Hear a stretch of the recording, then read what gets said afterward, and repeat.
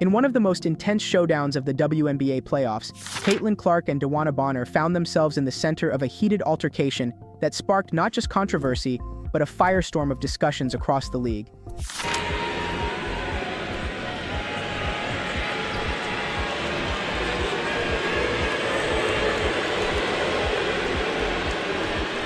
It wasn't just another playoff skirmish. It was a moment that brought long-standing issues in the WNBA to the forefront.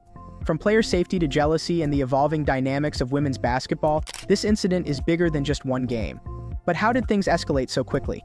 And what does this mean for the future of the WNBA?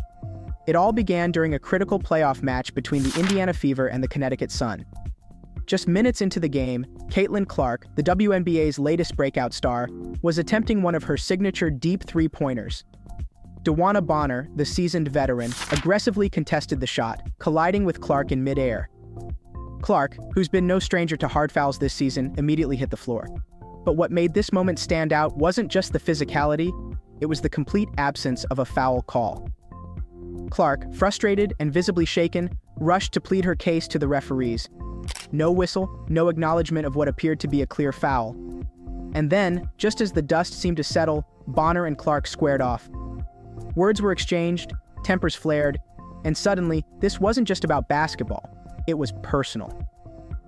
What happened next lit up social media, with fans and commentators alike calling out the lack of officiating.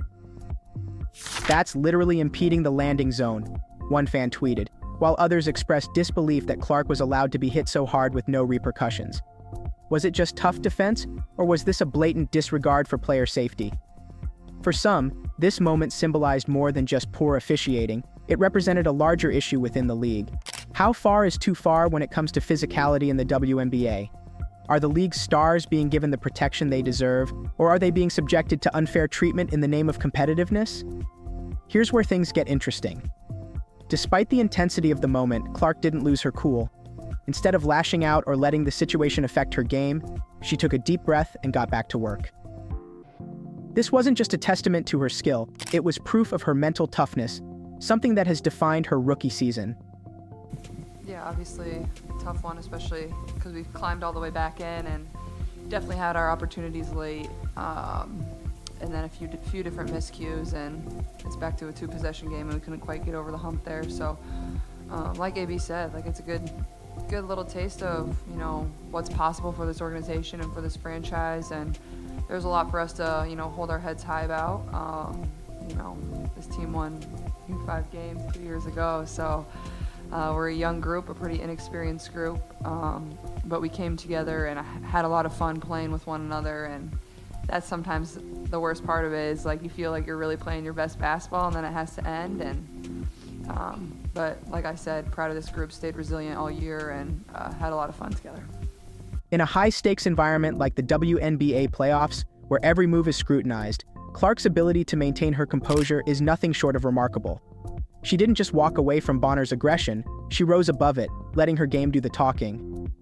As Clark continues to dominate headlines and pull in record-breaking endorsement deals, there's been growing speculation about whether her rising stardom is ruffling feathers within the league. After all, Clark isn't just any rookie, she's a generational talent, a player who has the potential to reshape the entire WNBA landscape. And with that level of attention comes envy, especially from established veterans who've worked hard to build their careers. Clark's endorsements, including a massive $28 million deal, have put her in a league of her own. She's bringing in new fans, drawing attention from the media, and, most importantly, generating revenue for the league. But that success may come at a cost. Could it be that players like Bonner, who have spent years building their careers, are feeling overlooked or overshadowed by Clark's meteoric rise? Dewanna, we were all sitting here talking about just how amazing it is that you continue to play at such a high level. When your rookie season was in 2009, you've played in multiple playoff runs and championship runs. How would you describe what this one means to you? Oh, listen to you telling my age a little bit. I kind of consider myself like a little bit of a late bloomer, When I won those championships, it was very, very early in my career, and I had, vets in front of me where I had to, I didn't have that pressure where I didn't have to be the leader. I kind of just came in and did my role. I actually came off the bench. I was 6-on Women of the Year for like 4 years straight. So being in the playoffs here in the beginning, it was a lot different, and I had to learn. Like, yeah, I won championships, but I wasn't one of those key players in Phoenix. So I had to learn. I had to figure out these moments. I had to grow through the losses that we took in the playoffs, and now I feel like I'm better and I understand it a little bit more. It's not just about basketball anymore. It's about the power dynamics at play within the league. This incident between Clark and Bonner is part of a larger conversation about where the WNBA is headed. For years, the league has prided itself on its physicality, often using it as a way to differentiate itself from other sports. But as the game grows and players like Clark become household names, is that physicality starting to go too far? Clark's experience this season suggests that it might be. From the eye-poking incident with DJ Carrington to the rough fouls she's endured throughout the year, it feels like she's been targeted in ways that go beyond just normal basketball. And it's not just her. Other players have also voiced concerns about the level of physicality they face on the court. The league is now at a crossroads. Does it continue to allow this level of aggression, or does it step in to protect its stars? The stakes are high, not just for the players, but for the future of the WNBA as a whole. Let's talk numbers for a second. Did you know 17% of the league's flagrant fouls were committed against Caitlin Clark? That's right. Clark has become a magnet for hard fouls, with the Chicago Sky being one of the biggest culprits. It's almost as if she's had a target on her back from the moment she stepped onto the court. This statistic raises a crucial question. Are players like Clark being unfairly targeted because of their success? And if so, what does that say about the culture within the WNBA? Is it time for the league to crack down on these types of fouls, or are they simply part of the game? As much as the WNBA has grown in popularity, incidents like these show that the league still has some growing pains to work through.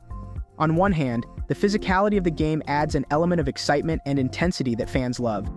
On the other hand, it's hard to ignore the potential risks it poses to players' health and safety, especially when those players are the ones drawing the most attention to the league. In a way, the WNBA is facing the same dilemma that the NBA faced years ago. How do you maintain the competitiveness and excitement of the game while ensuring that players are protected?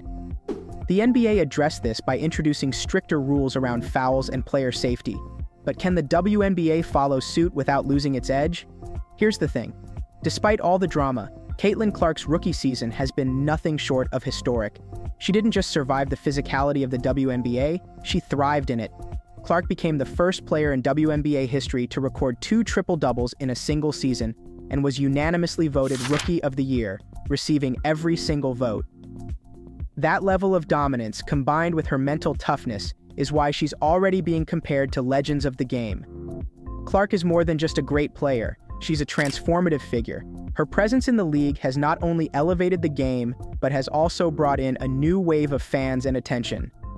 And while the challenges she's faced this season are significant, they've only added to her growing legend.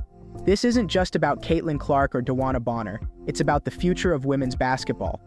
The WNBA is at a pivotal moment in its history, with rising stars like Clark poised to take the league to new heights. But for that to happen, the league will need to adapt.